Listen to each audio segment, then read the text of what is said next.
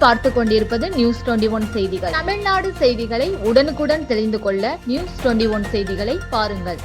வில்லியனூர் தொகுதி GN பாளையம் வெண்ணிசாமி நகரைச் சேர்ந்த திமுக இளைஞரணி துணை அமைப்பாளர் சூர்யா என்ற கணபதி பிறந்தநாள் விழா.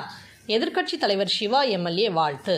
புதுச்சேரி மாநிலம் வில்லியனூர் தொகுதி GN பாளையம் வெண்ணிசாமி நகரைச் சேர்ந்த வில்லியனூர் திமுக இளைஞரணி துணை அமைப்பாளர் சூர்யா என்ற கணபதி பிறந்தநாள் விழா நலத்திட்ட உதவிகள் வழங்கி கொண்டாடப்பட்டது.